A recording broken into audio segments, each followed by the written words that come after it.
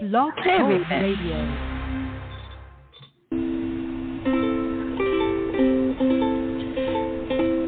Hi everyone, this is Camille from sunny California, and you're listening to the Coffee Chat with Camille show, which is a podcast series that interviews various guests about real-life topics for people who love to learn.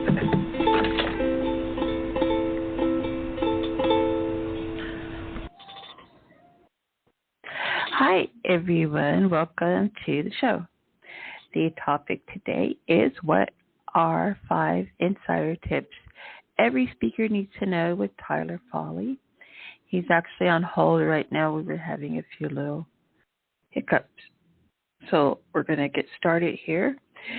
Tyler Foley is an accomplished film and stage performer and has been acting in film and television since he was 6 years old after his father passed away suddenly in a motor vehicle accident.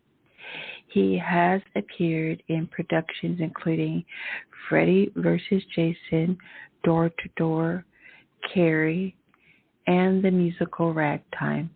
Tyler's passionate about helping others confidently take the stage and impact an audience with their stories. He's currently the managing director of Total Buy-In, and author of the #1 best-selling book, The Power to Speak Naked. Tyler's a father, a husband, son, performer, in that order. Okay, and I would like to go on, but I need to move forward. But you can read more about Tyler inside the description for the show. And if I have time, or if my time permits, I'll read more after the interview. Okay, everyone. And also, let me see here. Oh, you can also go to his website. It is endlessstages.com. endlessstages.com. Okay? And so let's go ahead and get started with our interview with the wonderful Tyler. Okay? Let's see. I think I see him right over here. Yay! Hi, Tyler. Thank you so much for holding. We were having a few little difficulties. How are you? Oh, no problem, Camille. I'm doing well. It's a joy and a pleasure to be on and have a coffee talk with you. Wonderful. We're going to go ahead and get into this interview. Thank you so much for being here. So, how do I get over stage fright? Well, first of all, the understanding of what stage fright is. Most people will think that they're afraid of public speaking. That just isn't the case. Most people are actually afraid of public judgment. Understanding what that fear that we're experiencing when we go on stage, where that anxiety is coming from, is usually the very first step in overcoming that fear, right? You can't conquer a thing until you can name it. So recognizing that we're not actually afraid of public speaking, what we're afraid of is public judgment, and then recognizing that there's no need for it.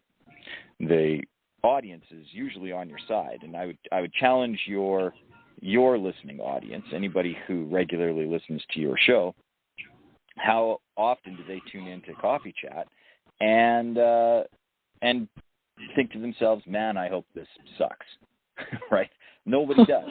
They're not tuning in going, oh, I hope Camille forgets everything that she was going to say, or I hope this guest has nothing good to say. I'm sure everything that the guest says I've already heard or know. Like, those aren't the things that the audience thinks. And yet that's the story that we tell ourselves before we go on stage. You know, that we're not good enough. Somebody else does it bigger, better, stronger, brighter, faster. That we may forget what we're going to say, or that we're just not good enough and that we just don't have anything to offer to an audience. And the fact of the matter is, if that was the case, the audience wouldn't show up. The fact that the audience is there says that they're on your side, that they want you to succeed. And this is true. I think anytime we go to any kind of a performance, we want that person to succeed. And so it's up to us to then live up to that expectation. It's an easy thing to do when you recognize that you wouldn't have had that opportunity if you weren't already the authority. They wouldn't have asked you to come and speak on that stage, whatever that platform happens to be. And one of the reasons why my group is called Endless Stages is because I do believe the opportunities to speak in public are endless. They're limitless. There's no end to the opportunities that you have to present your story in a public forum. So recognizing that you are the authority, especially if you're speaking on your own story, your own experience, your own knowledge, and using that stage to tell your story is an opportunity for an audience to learn more about you, and they want to learn more about you. They're on your side. So you are the authority. The audience is on your side. And if you take that mindset going into any opportunity, it's very easy at that point to overcome stage fright. Okay, thank you so much. And then where does stage fright come from? Well, stage fright comes from that, primal fear within our hippocampus where you're like fight or flight, and you are looking at the audience as a threat. And they're not a threat. And again, it comes down to this mindset that if you are perceiving the audience as a threat, you are naturally going to take a defensive posture. But if you look at them as what they actually are, and that is a precious gift, then it's real easy. They're your friends. You look for those friendly faces in the audience, the people who are there to support you, the people who want you to succeed. It's very easy to find that. So the stage fright itself is coming from this misguided perception that the audience is there to attack you as opposed to support you. Excellent. And then what is the power of story? Well, story is how we have been communicating with each other for millennia. Long before we had written traditions and written language, we had oral traditions. And it's through the oral traditions that we have been able to pass down our knowledge and gain knowledge and grow our knowledge. So the power of story is that it allows us to pass on knowledge in allegory. It gives us the opportunity to allow someone else to metaphorically walk in our shoes, because they say to never judge a person until you've walked a mile in their shoes, and I can't do that, right? Like physically, if you and I wanted to switch places right now, we have a border and a nation between us plus a time zone. I can't physically come and walk in your shoes, but if you tell me a story, and if you are very descriptive with it, the more specific you are with the details, the more universal it will speak to me. And then I can actually see how you walked that path. And if I can walk that path along with you, then I can start to gain empathy for you. I can start to gain sympathy for you. I can start to gain understanding with you. All of these things allow me to see your world through your eyes, and it's only through there that I can have an understanding of why it is you feel some of the things that you feel. And that's the power of story. Story is transformative. It takes us away. It allows us to see things from a different point of view, and it gives us the opportunity to communicate vastly complex ideas in a simple narrative. Oh, that's excellent. And then how do I tell a compelling story when my life isn't exciting?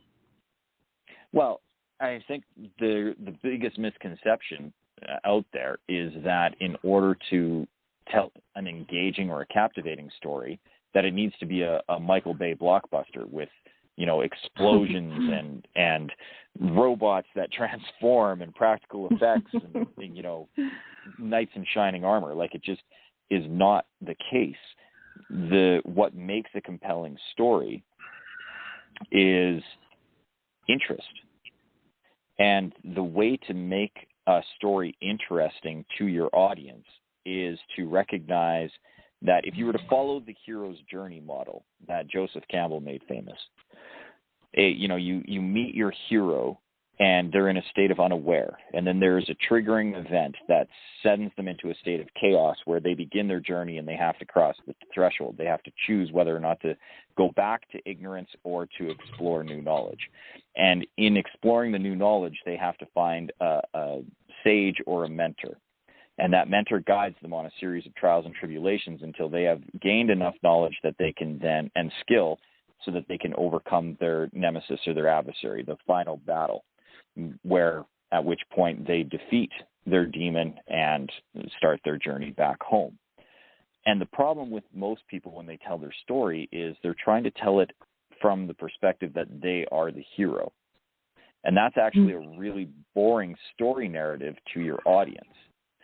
But if you flip it and you make your audience the hero, and you tell your story from the viewpoint of the sage and the mentor who is now going to pass the knowledge on to your audience, who is the hero, so that they can overcome their battle with their demon.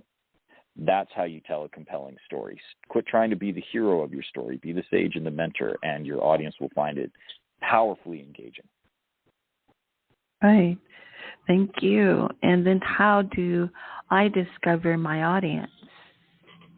Well, your audience is actually discovering you. You already probably know your audience. You just don't call them that. You're probably calling them friends and family. And what your audience is doing is asking you questions. There is something that most people come and ask you, no matter who you are and what you do in your walk of life. There is something that you are known for, that you do better than anybody else. You know, I think I have a friend, and her son is fascinated with Rubik's Cubes, absolutely fascinated. And he started to look up videos on YouTube about how to speed cube and solve these puzzles really, really, really fast. And then he started doing competitions. And next thing you knew, he was winning them. And you had other people that were coming to him saying, how did you do that so fast? And then he started showing other people. And then he started doing the YouTube videos. You know, his audience was these people who were fascinated with the Rubik's Cube. And my nephew has gotten into ninja sports, and not like martial arts, but like Ninja Warrior, like going through these very dynamic athletic courses that require multiple muscles and skill sets to climb, jump, run, balance, all those kinds of things. And, you know, he started to win provincial championships, national championships. He's going to be competing internationally in Orlando this summer. And people in his area have come to him and asked, well, how do you do that? And he started to tell it. So if you want to find your audience, you've probably already found them. They're the people who are coming to you and asking for a specific set of advice that is unique to you. And other people may be doing it. I think of, you know, the Rubik's Cube thing. My friend's son learned how to do it watching other people do it. But he found that he had this skill set and this genius, and he was able to do it as well. So just because somebody else is doing it one way doesn't mean that you can't be doing it similarly, but with your own take. And so your audience is going to be the one who gravitates to you because your story and how you came to learn this skill set is different than somebody else's. So combining your story, your specific circumstances, how you came to acquire this knowledge, and then asking yourself, who is it that keeps coming and asking me how to do this? That is your ideal audience. The other potential for your ideal audience is you 5 to 10 years ago.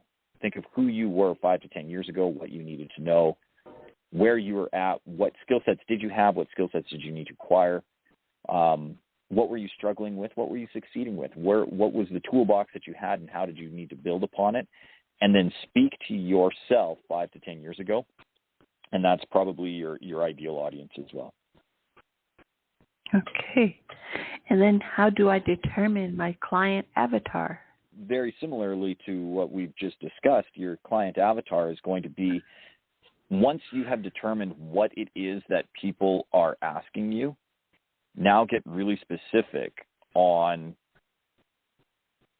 what those people have in common. Who keeps coming to you and asking for this advice? And start to really narrow down. So for me, my advice is on public speaking. I show people how to powerfully show up behind the mic. and tell their story in an engaging way that has people listening. And it's a skill set that I developed over 35 years of being on stage. You know, I was on stage at 6 years old, and this is something that is basically ingrained in my DNA. And so I found that I had people who, after every time I would speak in public, they would say, wow, you're really good. How did you do that? I wish I could do that. And I'd say, well, it's really easy to do. And the more I started paying attention to what advice I was giving around public speaking, that spoke to, you know, what my ideal audience would be. But then I started to figure out who the avatar was by really honing in on who it was that was asking for that advice. And for me, it tended to be female entrepreneurs and charity directors between 35 and 55 who had a very social conscious, mission-driven enterprise that they were the head of, but were uncomfortable being the head of it because it was a leadership position that was kind of thrust onto them because they decided to start that charity or because they were promoted in a family business. And now all the eyes are looking on them, and they don't feel comfortable in their own skin because they feel that their story isn't important. And so for me, my ideal avatar is that diminished light that needs to shine, that female entrepreneur, charity director, 35 to 45, as high as 50, who really, really, really has a strong, powerful social conscience message, but is afraid to share it because she doesn't want to diminish the light of others, and has spent an entire lifetime trying to help others shine bright instead of being that guiding candle herself. And that is typically who is coming to ask for my advice, and now who my typical avatar is. Excuse me, and then how do I discover my why? Well, I mean, there's so many different ways to do it, and Simon Sinek does it. You know, he has his method, and he's really the person who came up with this idea behind the why. What I like to do is adopt the curiosity of a 5-year-old. You know, my daughter's 7 years old right now, and I remember between 3 and 5, all she would ask is why, because the world was new to her, and she hadn't yet discovered the rationale behind things, and so she was constantly curious, why, and she didn't stop asking why until her curiosity had been fully satiated, which was almost never. And so when we want to find our why, there's an exercise that I learned as a safety consultant doing root cause analysis of incidents. There's many, many different ways to get to the root cause of why something has happened or occurred so that you can start to address the control measures to put in place to prevent it from happening in the future. And one of those methods is called the 5 whys. Now, I love the method because it's very simplistic. You ask why. I don't like the name of it because it implies that you only ask why 5 times, where in reality you can ask why an infinite number of times until you get to the root source. And so if you want to find your why, I strongly advise people to adopt the curiosity of a 5-year-old and ask yourself the first question, why did I do this thing? And then, why do I always do this thing? And it doesn't have to end with just why.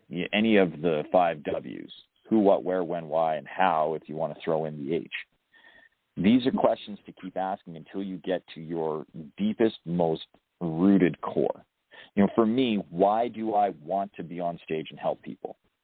Well, because it feels good. Well, why does it feel good? Because I'm, supporting a community. Why specifically do I work with female entrepreneurs? You know, the male entrepreneurs oftentimes are more willing and want to step into this limelight. And so, you would think that would be an easier fit because there would be more of them.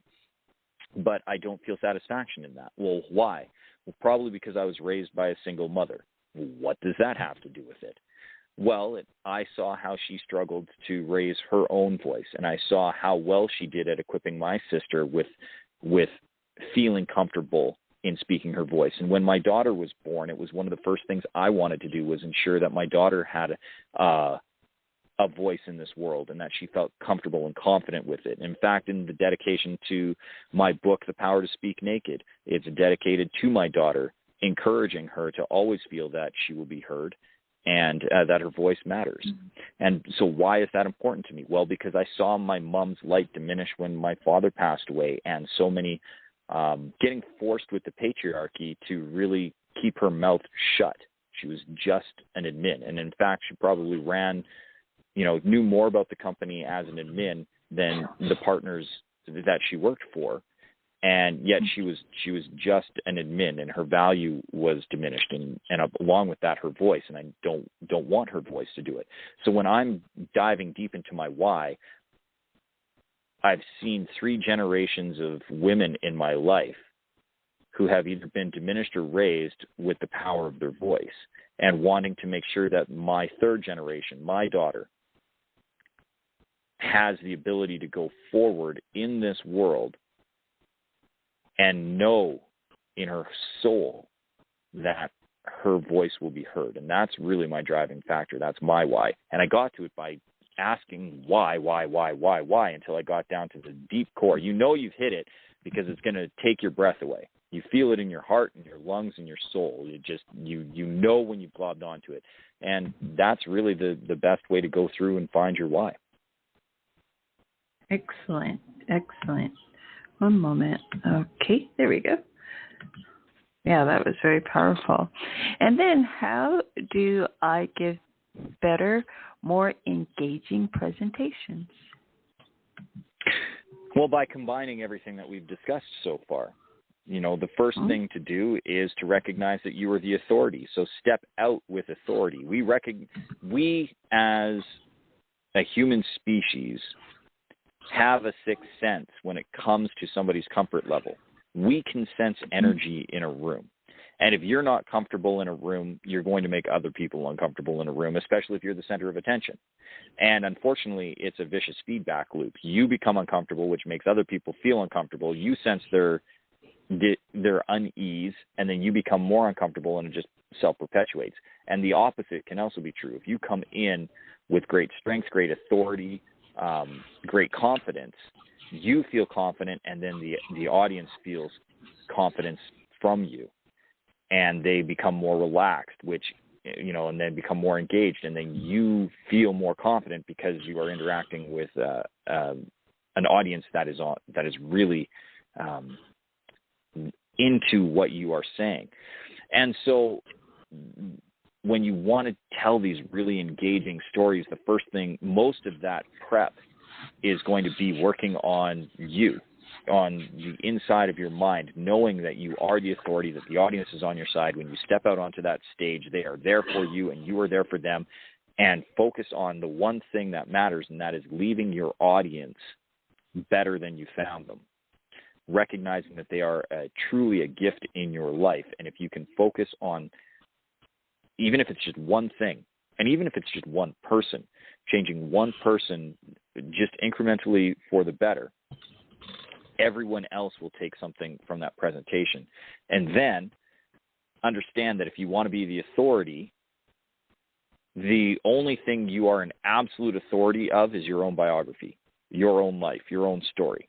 Because you may be an expert in XYZ. I would consider myself an expert in public speaking. I've been doing it for almost my entire life on a professional platform.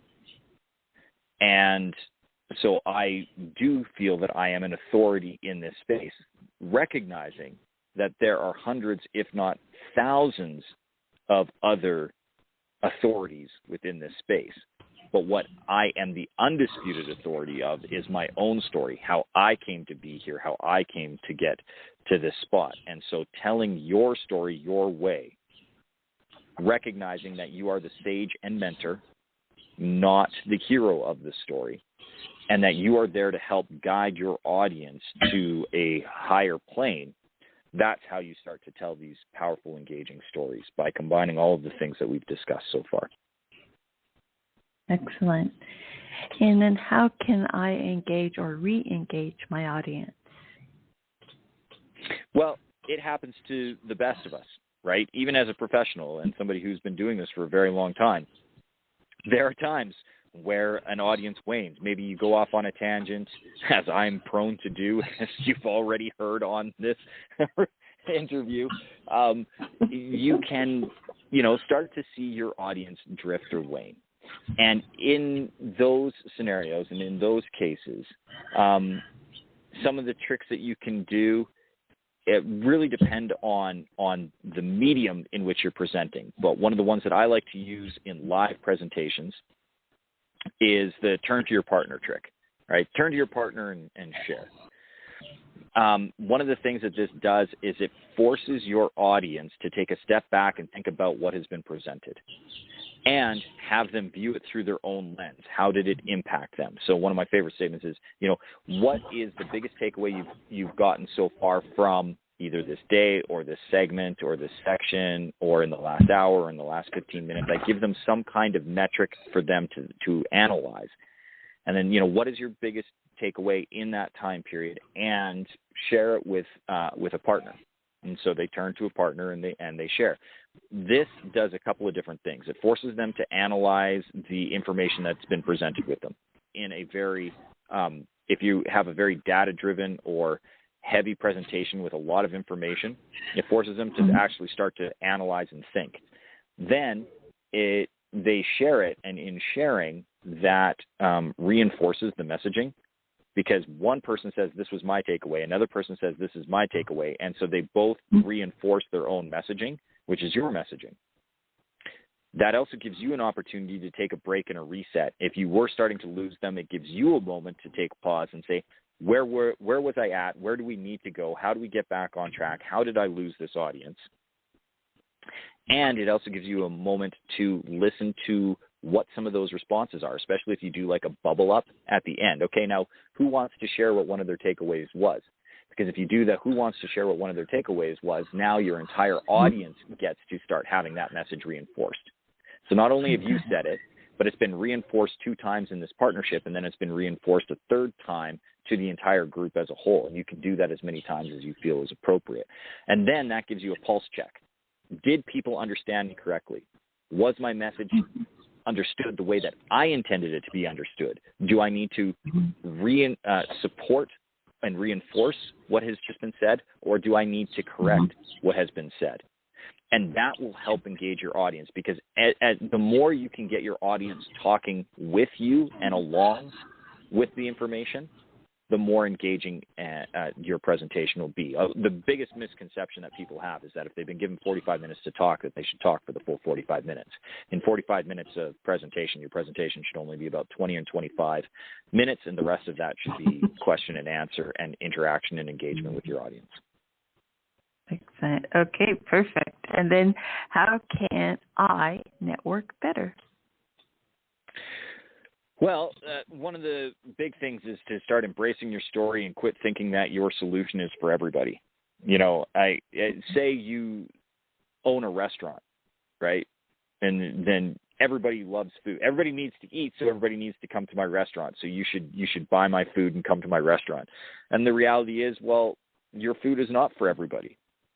Maybe you serve Italian, and some people want it spicier and some people want it plainer. Or maybe somebody is gluten intolerant or lactose intolerant, so they can't have cheese and they can't have bread. So therefore pizza is completely and totally irrelevant to them, and pasta with cream sauces is not going to go well for them either.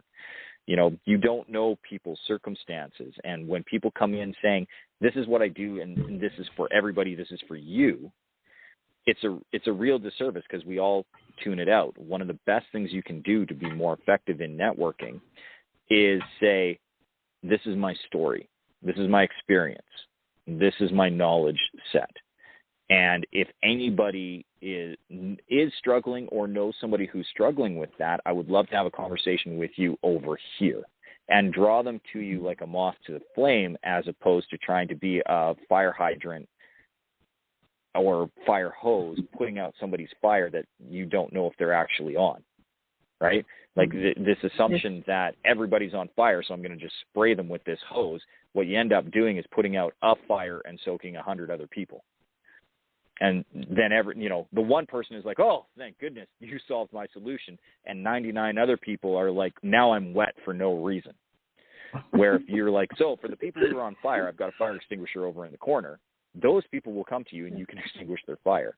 And that's how we should offer our products and services. Instead of saying this is something that everybody needs or this is what I want, or even saying what it is that you do, address what the problem is. So when I go networking, usually what I say is, and the other thing is somebody's probably introduced you, so you don't need to say your name again because you're probably wearing a name tag and somebody has said, okay, now, Camille, go speak.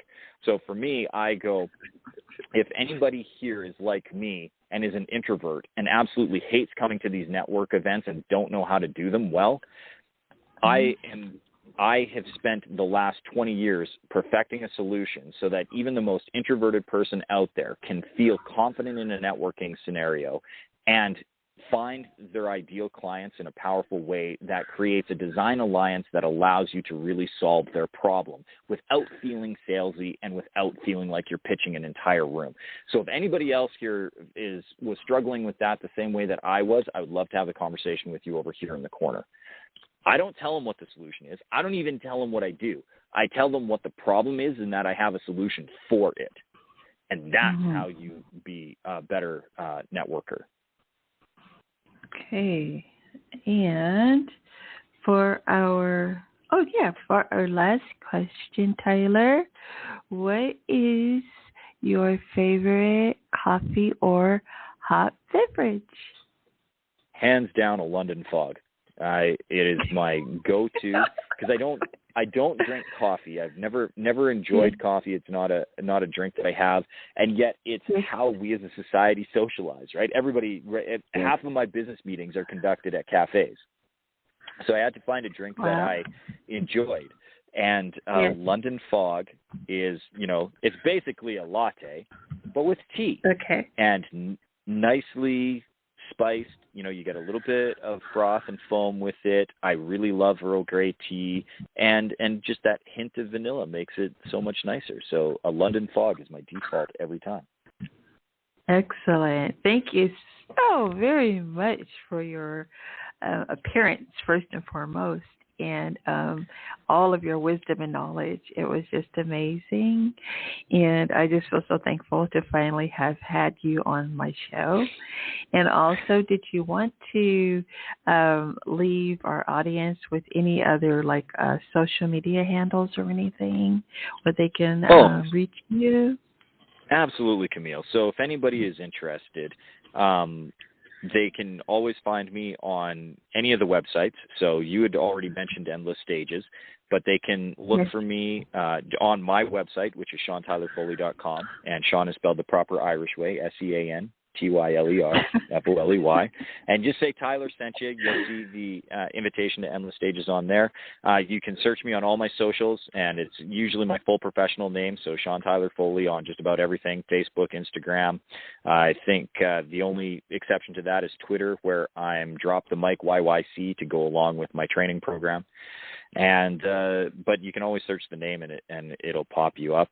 And if anybody wants to learn more about some of the secrets to being a better, more confident public speaker, I'd strongly encourage them to hop over to Endless Stages or pick up the book The Power to Speak Naked. Perfect. Thank you so very much. And it's been very engaging. Bye for now, Tyler. Thank you. Bye, Camille.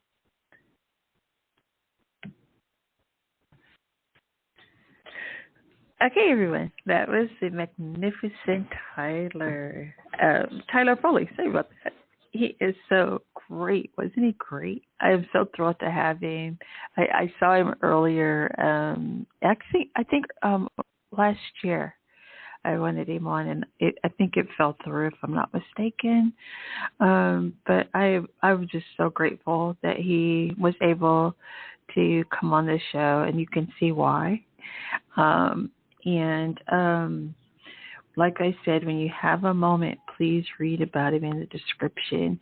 I do plan on writing up a short article about him in the Coffee Journal, which is my media magazine that I just started. I don't know if I mentioned that in my other episodes, but I have indeed started the Coffee Journal on Substack. And so it's kind of like a coffee blog, but it's a journal because I am officially a member of the press. I work as an independent journalist, and I'm starting my own media company. And it's all about positive media, by the way. Totally positive, folks. Let's get back to some of that, right? So, at any rate, yeah. So I'm definitely going to be writing him up, and also I had an Olympian on. I definitely want to write his story, and these are not like super long, drawn out articles.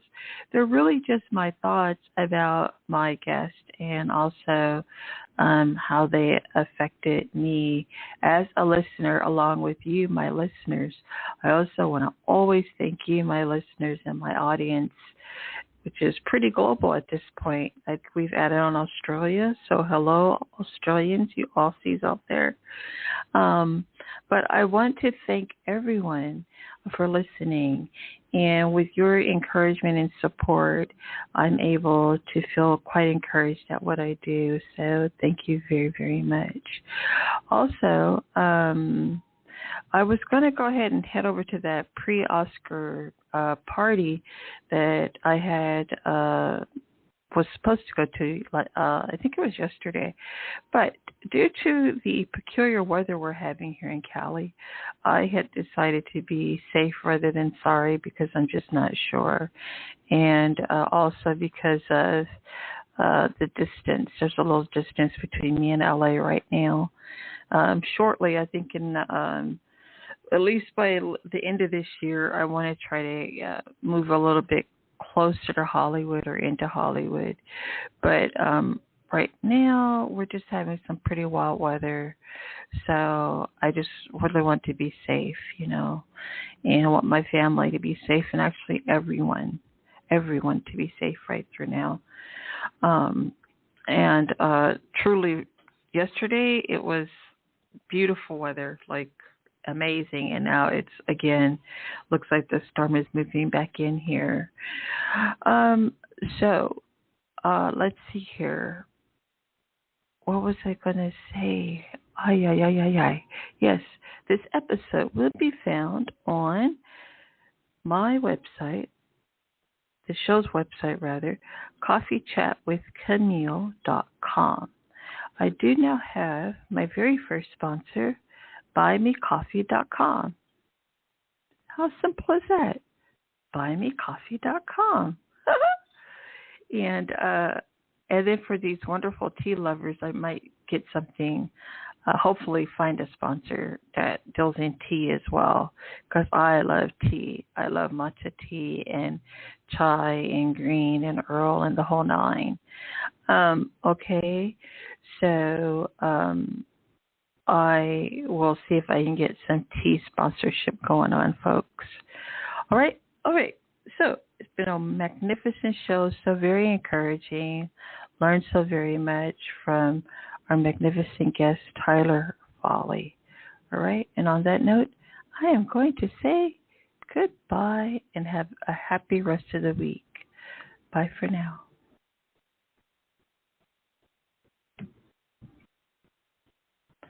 And thank you for listening.